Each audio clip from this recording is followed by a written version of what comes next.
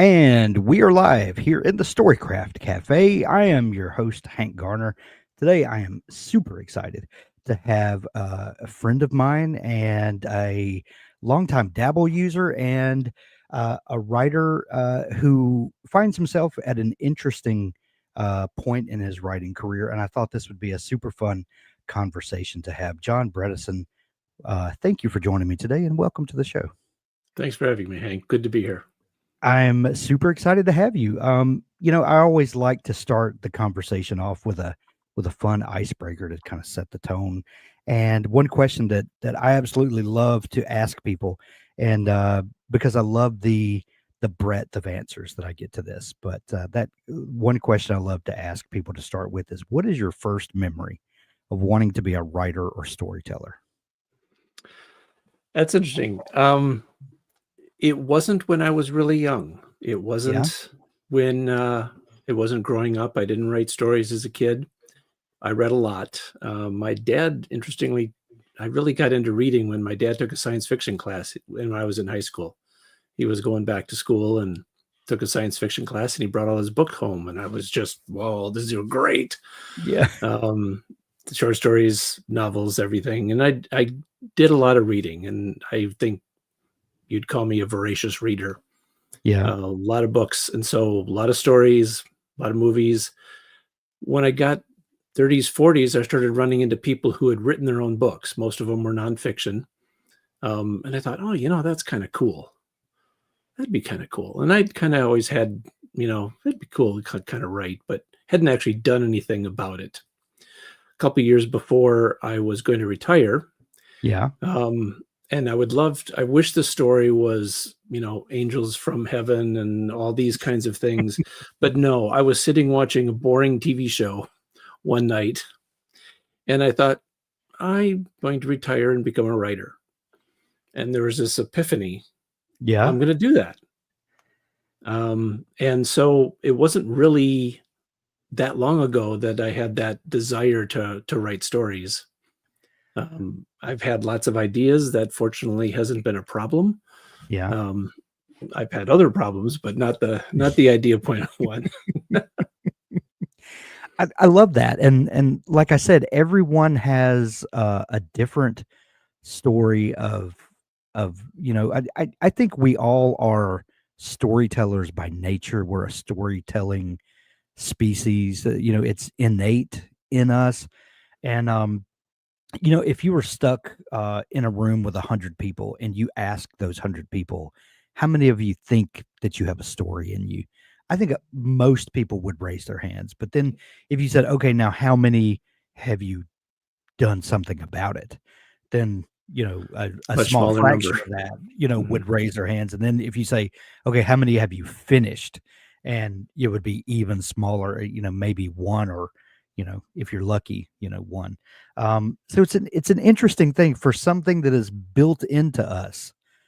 That there seems to be a hurdle to, something that comes so naturally to us that, getting people to take that first step.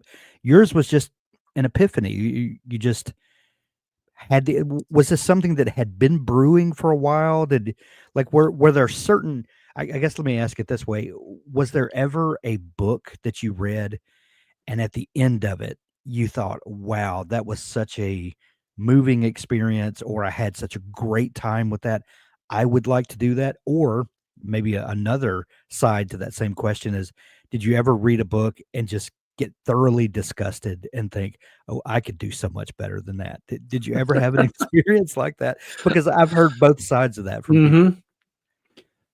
I definitely had opinions of the books that I read. I Yeah. would read books and they would move me, and it was just like, oh, that would be so cool. And I had already, since I had, met some people who had been writing books and, gotten a little glimpse of how hard it was to actually do it.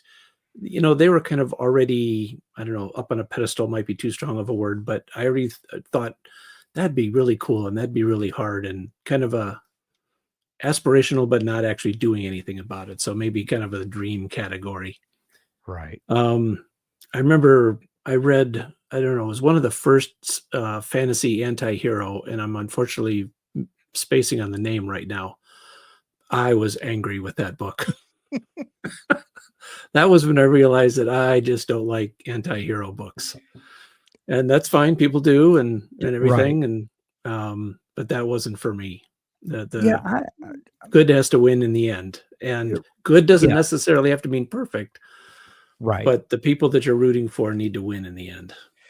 Yeah, I definitely fall, on that side as well. I understand, why we need to stretch genres and bring in, Mhm. other viewpoints and things like that, and we need stories that push boundaries sometimes. I fully appreciate all that. Absolutely. But, I was the kid growing up that read Superman comics because I wanted the good guys to win, Mhm.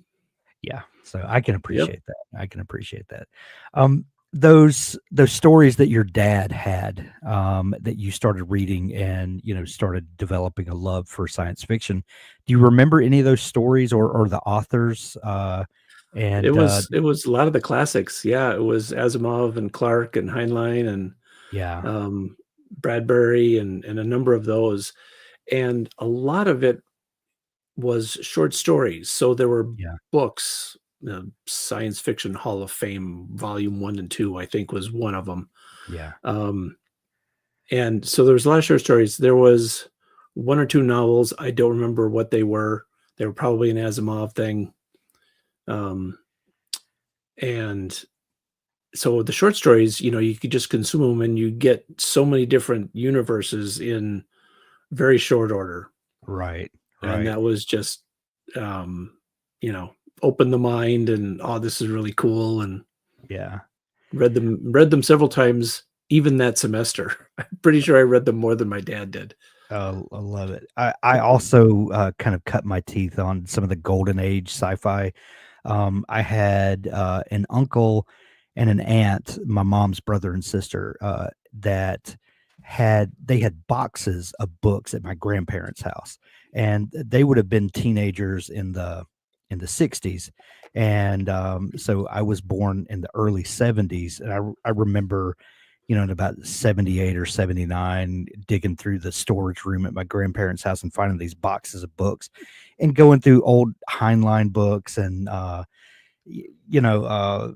just the golden age of sci-fi Mhm, when sci-fi was, optimistic for the most part. Of course, mhm, there are exceptions everywhere, but there was this sense of exploration and, that the human race could do more than we have so far. It's just kind of this tone, and, over the last decade or so, it seems like we've kind of become obsessed with, humanity gone wrong.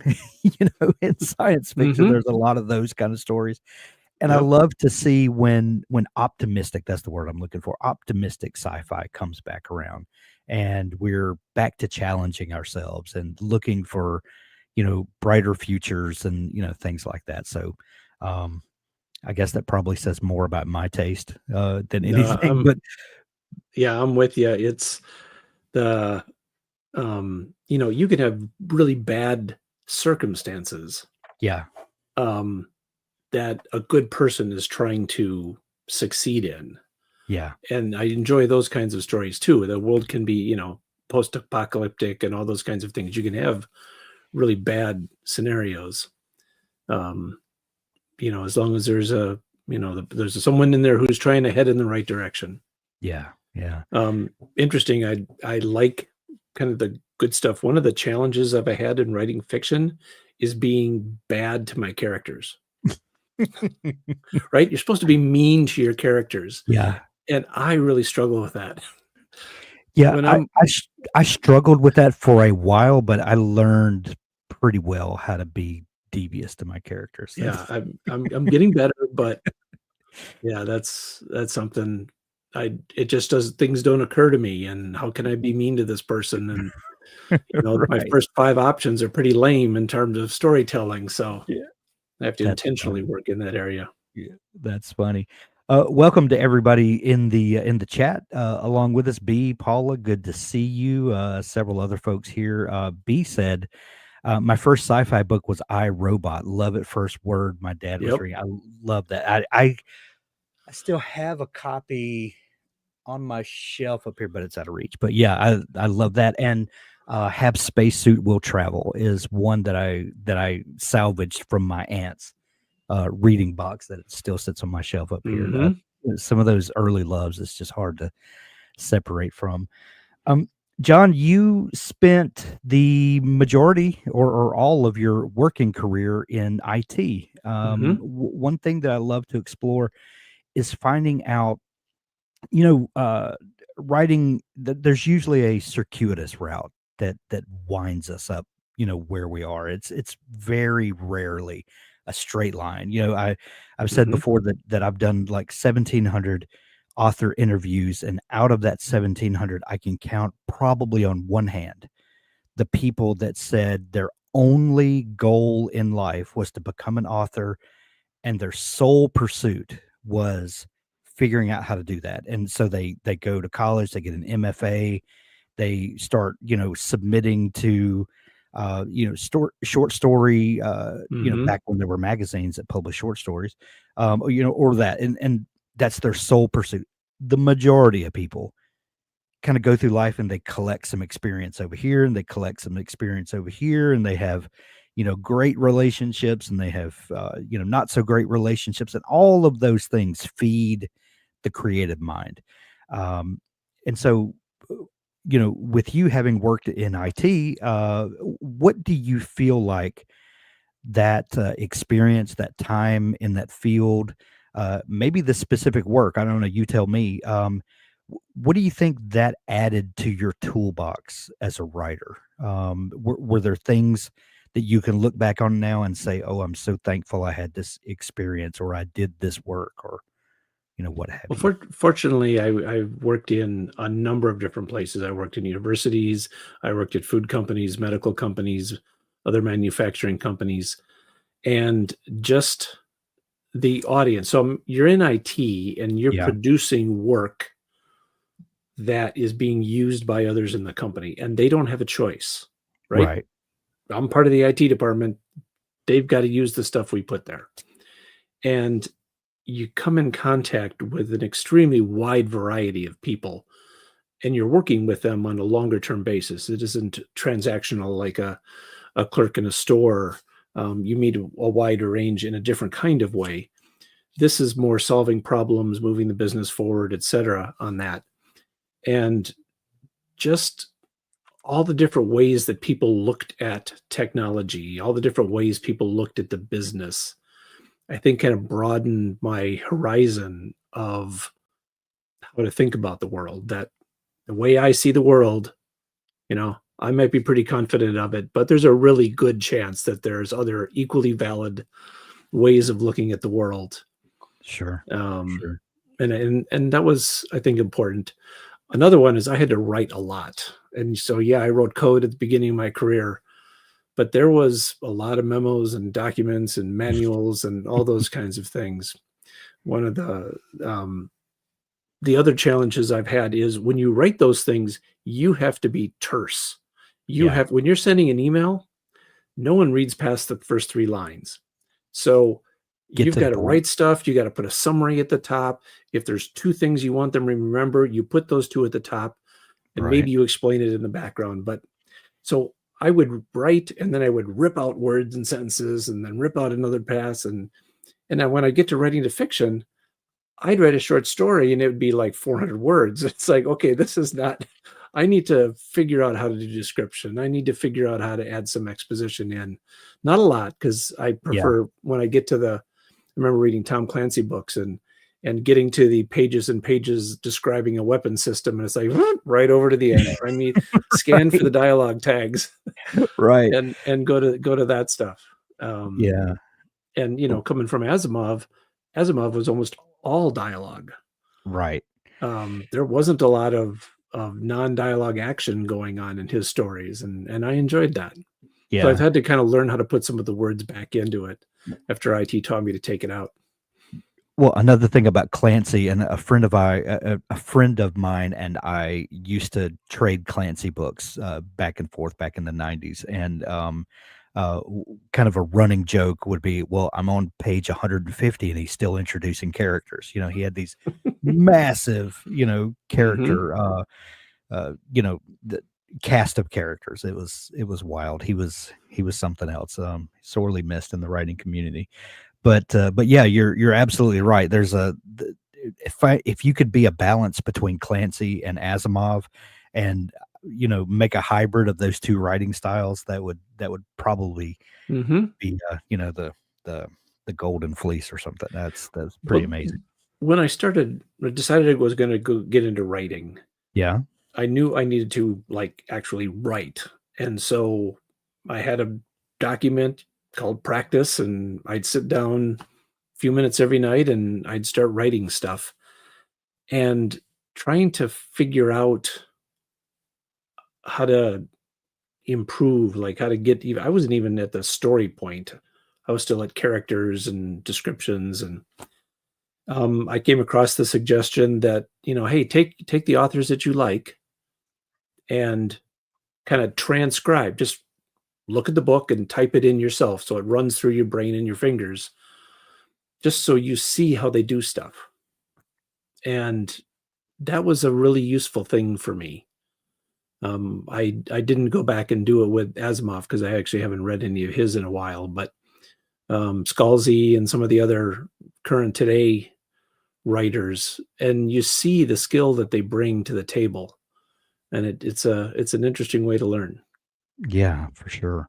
Um, when you had that epiphany and you decided I'm going to uh, become a writer, what was um uh your path of pursuit? Like, where did you begin, and did you know anything about writing first off, and then publishing second off? Because those can be two wildly different. Yes. I No, I didn't know anything about that kind of stuff.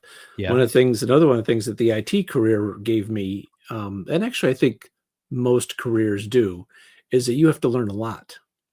If yeah, nothing else, just the sheer number of years that went by as I was working the career, I had to learn a lot. So, okay, this is something I have to go learn. So I have to find resources out there, and I found Joanna Penn early on, and which was a fantastic resource, and sure.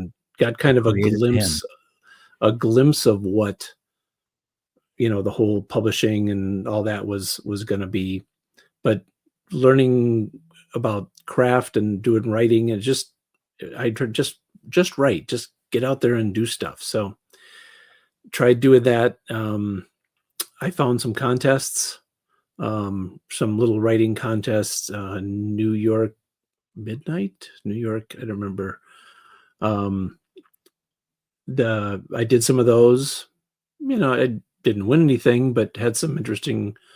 Um, I didn't also get kicked out the first round, and got some good feedback, and so that was good. And just gradually tried to write longer and longer pieces. Mostly it was short stories initially, and then tried and failed on a couple of longer pieces because I had no clue how to plot and figure out some of that stuff. I knew what made a good story. Yeah, That's a Dean Wesley Smith thing, is you have consumed so many stories in your life, you sure. know what a good story is. Right. Don't stress about it. It's still hard to do. That is, and I think it seems so innate. So, we are a storytelling species, and like Dean says, you've watched movies your entire life, you've read books. We inherently understand the 3-act structure. Basically, we know the beginning, the middle, of the end, the rising action, the main conflict, the resolution. We get that. But translating that, you Mhm. know, taking what and putting it on the page, is there's a chasm there, and the only way to breach that chasm is to do it. And people can tell you how to do it. They can demonstrate it. You can take classes, but until you do it for yourself and make that connection in your brain, I know what this is now, I can accomplish it. There's something about just taking that first story, getting to the end of it, that that does something for you that Mhm. you almost can't qualify it. It's an interesting thing. Right. My nephew is a mountain bike rider, Okay. and he got me watching mountain bike contest competition videos. Yeah. There was a weekend that the families were together, and I likened it to, you have the camera on the back of the bike and they're watching it and they got the cameras along the route and you're watching it and he's explaining what the rider's doing and everything like that.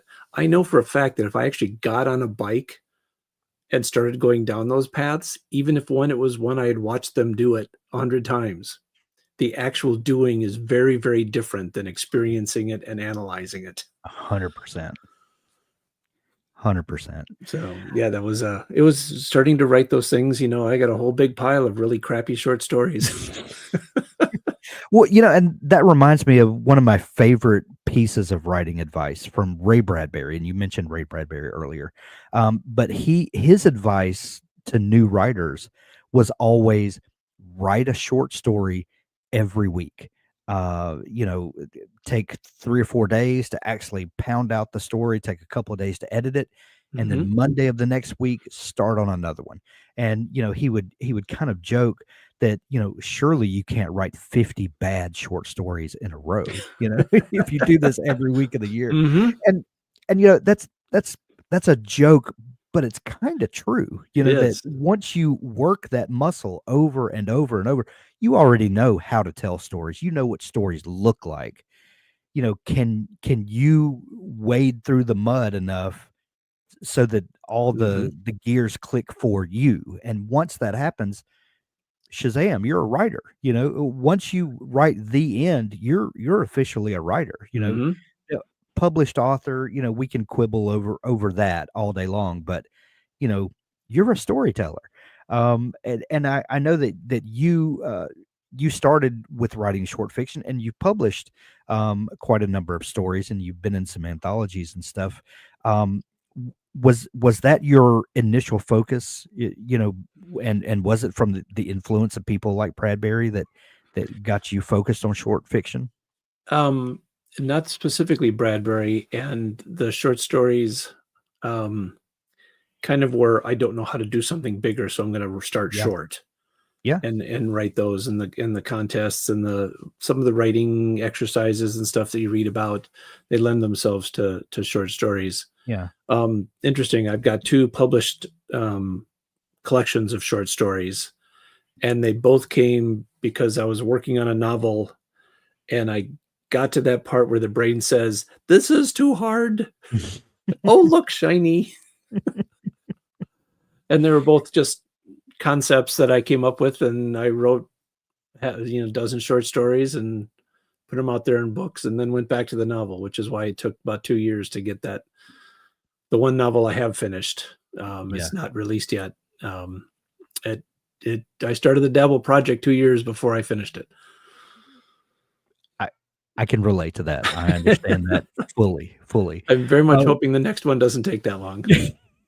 but, that's the fun thing, with each successive success, um, things work a little better, get a little easier. Well, I say it gets a little easier. It's never easy, but, you Mhm. develop those muscles and, E um exactly. yeah. There's a post I have, on my website long ago I wrote that said, "Yes, I suck, but it's okay because I know I'm gonna get better." That That's was the right. title of it. Yeah. I love that. I love that. Just kind of accept the fact that when you're gonna start, you're Yeah. not gonna be very good, but if you keep at it and if you look at people who start something, and I see this in, I saw it in my kids a little bit here and there and grandkids and other people where they try something once, it isn't very good, and they're like, "Oh, I'm terrible at it," and they don't wanna do it again. It's Right. like, do it 5 more times. You'd be surprised how much better you're gonna get. Right. Even the Right. second time is gonna be better just finishing it. Yeah. Have you found that you mentioned your blog that writing these sort of essay style blog post where you kind of wrestle with a particular topic? Have you found that offers um, an additional outlet to help you wrestle with the writing process or to kind of unravel some sticky situations that you might be wrestling with in your writing. I'll say that I used to blog a lot, and I haven't in the last couple of years. But I was just looking back the other day, and I was thinking about I would be writing a novel or something, and I would have this situation that I was kind of wrestling with, and I couldn't really figure out where it was going or what it was trying to teach me or, whatever. But I would sit down and write an essay about it, and invariably I would kind of untangle this problem that I was having. And it's a completely Mhm. different muscle that you use when you write, you know, pieces like that. And have you found that to be true as well? I did. I have a couple of nonfiction books, and when I was going through those, there was a number of posts that I did that kind of helped clarify some of the things that, I'd find an article out there that I was commenting on and everything, and then it kind of clicked. Oh, that's part of this bigger point over here that I'm making in the Right. book. And so, yeah, it was helpful. Like a lot of people, my blogging has been, up and Yeah. down, and Yeah.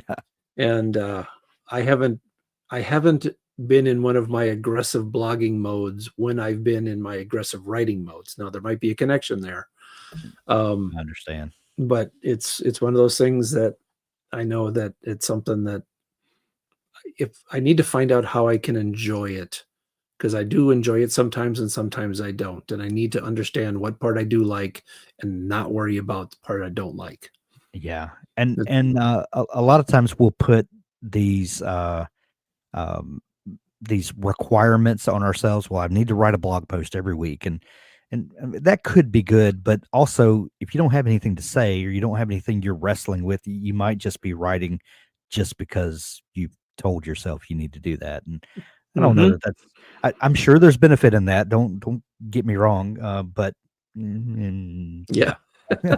It's all about, what works for each of us. Exactly. And, Dean Wesley Smith has been blogging every single day. He's got the streak he talks about, Yeah. and it's over 10 years now, every single day. And he's had major surgeries. He almost went blind. He's had other challenges, and he's always put some post up there. That's Yeah. not my style. That's not who I am. And that's okay. Right. Yeah. I need to accept what I enjoy Yeah. and do that. And I Yeah. think Joanna Penn says that about your social media. If you worry trying to figure Right. out which social media you should work on, do the stuff you like, because otherwise you're going to stop doing it. Exactly. And I think there's a Exactly. lot of truth to that. Well, and what you don't wanna do is become that author that is so obsessed with their blog that they don't write the book that people have been waiting a decade for. Looking at you, George Martin. Anyway, sorry, didn't mean to say that out loud. Um, It was an um, easy one there. Yeah. that wasn't easy. I just read an article and I shouldn't have, but anyway. Um, so we've got the science fiction, that you're writing and have written. You've got a short story collection, about death and dying, which I found very intriguing. What was the catalyst behind Yeah, that? that And one's not a science fiction. So what genre do you write in? It's like, well, I got nonfiction, I got contemporary fiction, and I got science fiction. right. The origin story of that one was, I mean, as I mentioned before, I was working on a novel and really struggling with this thing, and I've got a little dog. Yeah. She needs lots of exercise, and I had a heart attack a couple of years ago, and I need the exercise. So we go out for walks every day. And there's a path that we go on, and one day I noticed that this sidewalk had some chalk writing on it. Your big old piece of chalk, Yeah. and someone with nice handwriting. So it was like, this doesn't look like a kid. Yeah. And it was a um friends have a reason and a season, something, something, something, RIP Mary or Oh, Nancy wow. or what, some name on it. It was a kind of a ode, memorial, I don't know, some sort of thought Yeah. about this other person who had clearly passed away. And I just sat there and I looked at it for a long time. My dog was very impatient, at this point. Um, I was like, "Oh, there's a story here. Yeah. There's a story here." And so the rest of the walk, I spent thinking on it and, um, finished that one, and then, I've had, because I had no clue who these people were. They weren't a Right. neighbor I knew, no clue who it was, so I had to make all that up for the short story. And it was someone who had, lives had passed and had an influence, and I started thinking about my influences, teachers um, that made a difference with me, and those kinds of things. And there's a lot that's been written about, when family members die, when close friends die, when people close to you.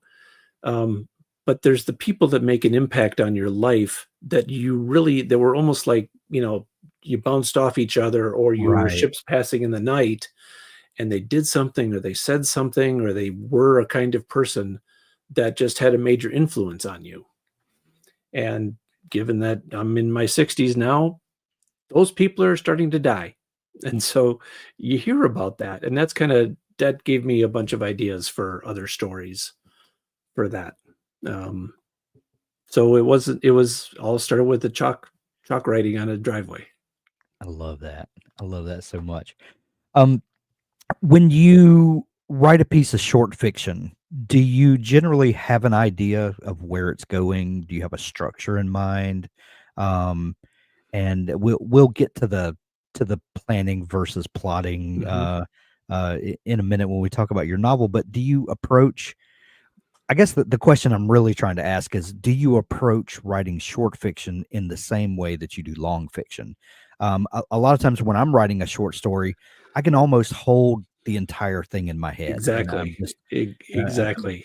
because there's not a lot of intricate subplots, and it's generally one story, one kind of outlook, and and you're capturing that window into a Hmm. story, the way I like to think of it. Um, and so I don't do a lot of writing out planning for short fiction that I'm writing. And I haven't written any short fiction in a couple of years now. I had been in a bunch of anthologies a few years ago, and talking to you is really getting this fire stoked that I really want to write some more short fiction again. That's And anthologies seem to be, I don't know if coming back is the right word, but there yeah. is a ton of anthology editors and publishing houses Oh yeah. out there, more than I have ever seen. Well, yeah, Um, when the indie revolution really kicked off and the Kindle revolution, anthologies really made a huge comeback, mhm. from the days when we had magazines where you could there was a market where you could submit fiction to all the time, and then that kind of waned, but the Kindle really has reignited that fire. Yeah, and there's small presses out there that are kind of specializing in Right. anthologies. For short stories, like you, I can tend to keep things in my head easier. I tend to kind of come up with a character and a scenario and a problem, Yeah. and I might take a crack at writing a couple sentences, kind of stating those things, just to kind of fine tune it and everything, and then it's just let's go write this thing and see what happens. Um, Gotcha. and you get a number of, oh, that's interesting. Oh, that's Yeah. cool. Um, Mary Robinette Kowal says if you add another character, you're adding got to add 750 words. So it's like, okay, Right. no characters. You got one here. Okay, got to think really carefully if I'm going to add it. Right. Especially when I was playing around with contests and working on some word limits where you had to do that with the stuff that I was writing. It was just three to 5,000. So Yeah. words is what I was aiming for, and so you can have a couple of characters, but you can't have a lot. Right. Right. When happened on the chalk on the sidewalk and you had this idea, and these are my favorite things in life, when you see something and it immediately sparks the what if game. Well, who was this person? Hmm. What was the impact of this person on the person who wrote this? And the those are my favorite moments when just the synapses all start firing. When did you envision this to be a collection of stories? When did this grow from this odd encounter that that starts your imagination? When did that grow to a collection of stories? So I wrote the first story over like 3 days-ish, Okay. Yeah. and kind of in that time, I had like 4 or 5 other ideas for stories, to go in. It's like, "Oh, there's kinda some more here," and by the time I'd gotten a couple more in, it's like I had a dozen ideas on what to do. So the ideas kind of were what told me, "Okay, you got something here that's worth doing," and I clearly wasn't gonna be getting a novel out anytime soon, so it's like, "Okay, let's get this published out there." Yeah. You mentioned earlier your nonfiction work, and you've published a couple of books, specifically dealing with like IT management, Mhm. and your life in that world. Where did the idea to get into the nonfiction space, and how did you approach that? Well, when I got the idea to start the writing, the epiphany watching TV, Yeah.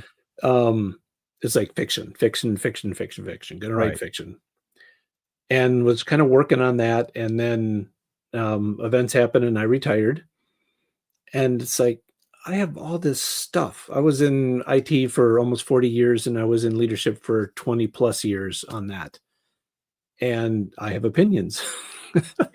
Sure. Um, and I had things that I wanted to say that I thought would be helpful to other people, and I no longer had that outlet, and it's like, "Oh, I could write a book about that." Um, and so I wrote the first one, which is kind of a handbook for IT leaders. Um, Interestingly, it doesn't have anything about technology because I wanted it to be evergreen, but it's how to Right. think about technology and people and the business and the whole mix of things.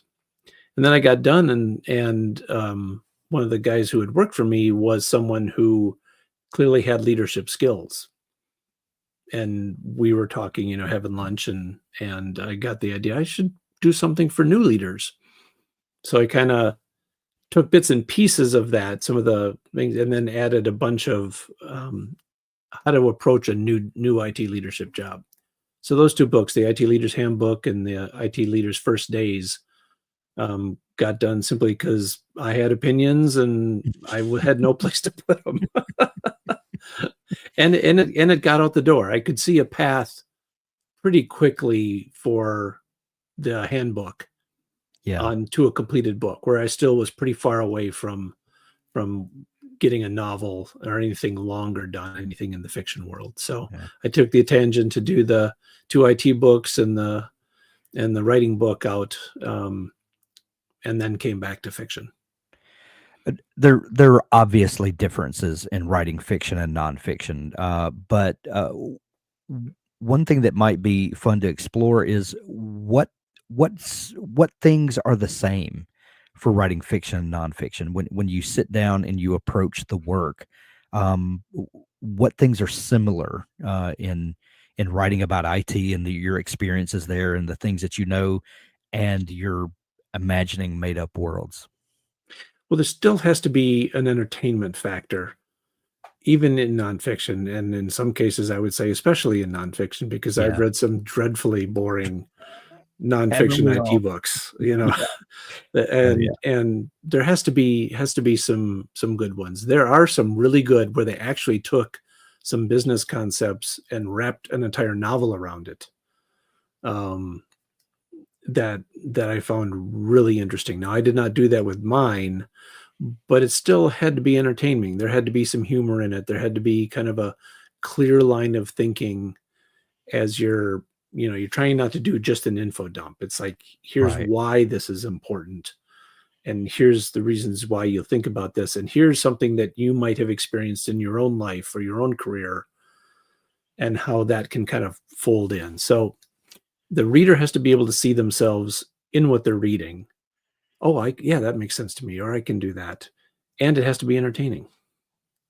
Have you ever read, Randy Ingermanson's, Snowflake Method? Um, I have not. That is on my immensely high to be read list. I in the Um, beginning, he wraps, sort of a fairy tale sort of thing, and he, um, kind of pitches his entire, philosophy on story through that fairy tale, and I've always thought that was a clever way to Cool. approach, Mhm. nonfiction writing. Um, so you published those 2 books. Mhm. Did you, um, uh did you see a way to connect, those books and maybe the readership that you got from those to open those people that read those books up to your fiction? Like, is there a way, is there a connection in your mind where you can bridge those 2 audiences? I'm actually facing that right now. I didn't think of it at the time and didn't deal with it at the time, but I had 2 websites. I had the IT director website and I had my John Bredesen website. And just actually from Author Nation back in November, one of the things, the takeaways that I came out of that was I only need one website. And so I've been folding the IT director one into mine. And I've got these 2 mailing lists, and I'm right now figuring out what I'm going to do with them. Am I going to keep them kind of as 2 separate worlds and don't cross the streams? Yeah. Or, is there something here? Because maintaining 2 is more work than maintaining 1. And, and some of this stuff I, kind of want to be lazy because I want to do the other stuff. So I'm wrestling with that. I don't have a good clear answer right now. If you happen to have I one or one of the listeners well do. well, that's something we're constantly wrestling with, so I was Mhm. looking for some insight from you, but, Yeah. you know, it's the And the Wild day the West out days there. of IT people being exclusively science fiction readers, those are over. Oh, yeah. Yeah. IT is such a varied population Sure, for these sure. days. You mentioned, a little bit ago your Dabble project. You have been a longtime Dabble user, and, Mhm. when we have a Slack channel where we post upcoming events that we share with each other, and I posted the other day that you were coming on the show, and everybody was like, "John!" Yeah. So so John Bredesen is a voice, here at Dabble that everyone loves, and you have been, an integral part of testing some things and Mhm. things like that. How did you discover Dabble, and what is your favorite feature? I was trying to think about how I first heard of Dabble because it was one of somebody I met at Author Nation, and we were talking, and I actually don't know where I first saw the link. I know that I was using Google Docs, and I was frustrated, and I didn't want to use Word Yeah. because I had to buy it. Right. Um, and I didn't even know about Scrivener at that point. Um, and I think one of the things that caught me on it and has been a powerful tool for me is the writing anywhere. Yeah. Do it on the phone, do it on the computer, and I use that a lot. I'm actually talking to you right now on our laptop, which my wife usually uses. I usually use a Chromebook, but there's certain things like these kinds of video things, and when I use InDesign or other things, I need the Windows computer. Yeah. But I use a Chromebook most of the time, and I've got the Dabble button on my home screen on my phone. So I'm going to sit and wait for the granddaughter to get out of school. 15 minutes. I can get in there and do some writing, and it automatically backs up. I just get home, walk over to my Chromebook, and all my words are there. Right. Yeah, and It's a pretty slick thing. yeah, and what a glorious feeling to feel like your story's following you around, no ma Hmm. no matter Yep. where you are at the I also time. I also came across the again Dean Wesley Smith, Yeah. where he's very much and this probably gets into one of my favorite pieces of advice. You write and you edit, and those are 2 very different things, Yes. and you should never do them at the same time. Right. And Dabble really forces you to do that. Yeah. I would get sidetracked in Word and even Google Docs on formatting stuff, margins or fonts and stuff like that. It's like, no, that's just a shiny distraction that I need to not do. I need to just write. Yeah, And and Dabble if you was think really good with that. The stuff fades away on the sides, leaving you oh, just the white screen and and just right. if you think an author can't find a way to waste an hour dealing with margins and fonts and headings, Mhm. trust me. I don't need Trust social me. media. I just need Microsoft Word, and I can waste an entire day. Right, right. Yeah, that was the feature that first sold me, when I first met Jacob, 5, 6 years ago, whatever it was now, was the fact that I could start typing and everything faded away. I had been looking for the perfect distraction-free writing, tool, and I would like this feature from this one and this feature from that one, and just none of them ever converged until I sat down with Dabble and started writing, and everything faded away, and I was like, "This is it. This is Yep. it." And, Yep. You can uh just write, and you can actually the one of the things that I was really struggling with at the time I switched in Google Docs was um, I realized it was like one scene actually had to become two parts of other scenes. But it mm, wasn't just a simple copy and paste. It was painful. yeah. And when I got to Dabble, was kind of looking at the features and I saw the hierarchy there on the left. It's like you just drag it and now the scene's before it. Oh, I Ooh, like that. there's power in that. Again, I don't know how to write a novel. At the time came over, I didn't know how to write a novel. So, but that felt something to me that'd be really, really useful. Yeah, yeah, I love it. So John, you said you have a finished novel. What are your plans, going forward with that?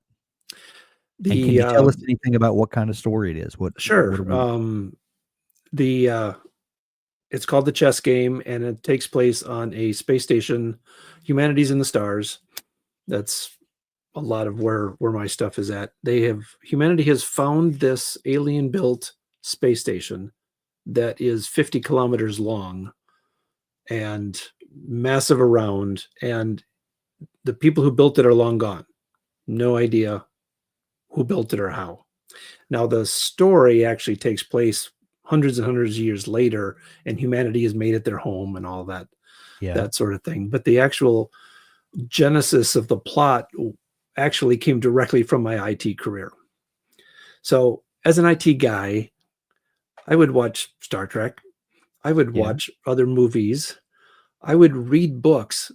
And there was one, I don't remember what the book was because it was years ago, but I remember reading, and the ship pulled in and they immediately hacked the space station's systems to hide that they were the bad guys or of whatever. And there course was they like another did. story I'd read shortly after that where the good guys had done it. They tapped into it and hacked around to find out if the bad guys were there or whatever.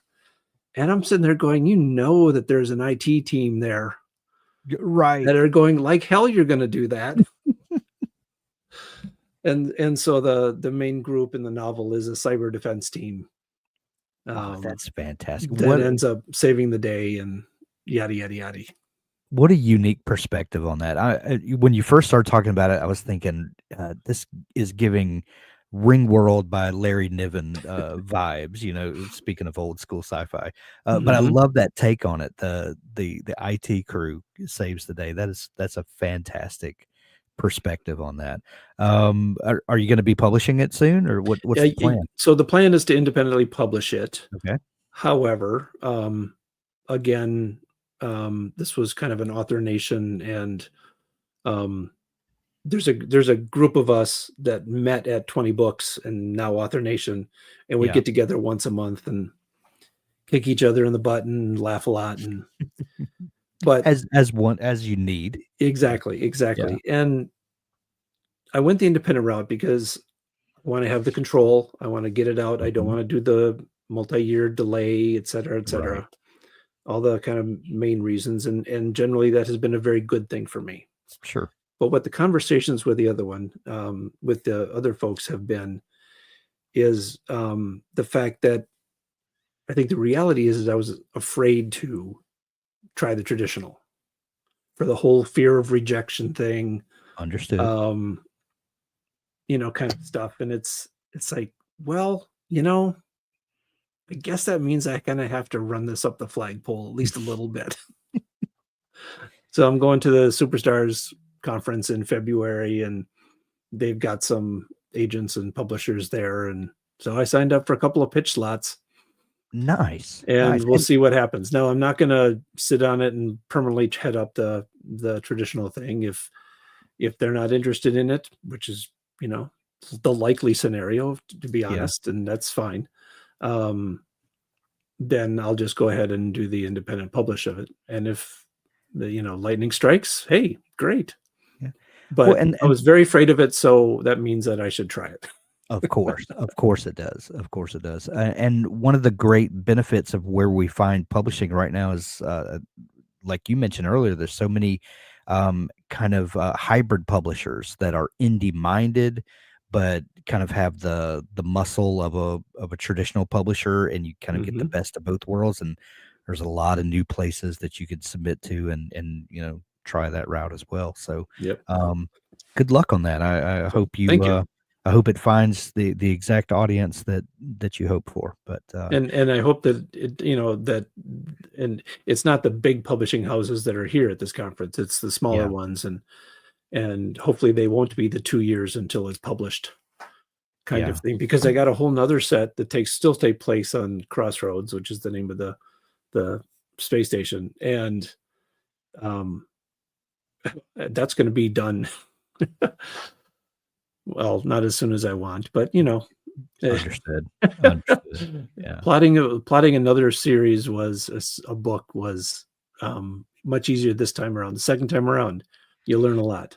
You learn a lot, you do, and, Mhm, that's the great thing about writing is that, yes, when we each start a new book, the blank page is the great equalizer, like, everybody starts at a blank page, but you also get to bring all your experience from your previous works mhm, with you, and, yep, that helps for sure, for sure. and I think starting to write after a career, that was one of the benefits, is that I have this massive pile of experience, Sure. through my 60 odd years, for this, that gives me perspective, and I think Yes.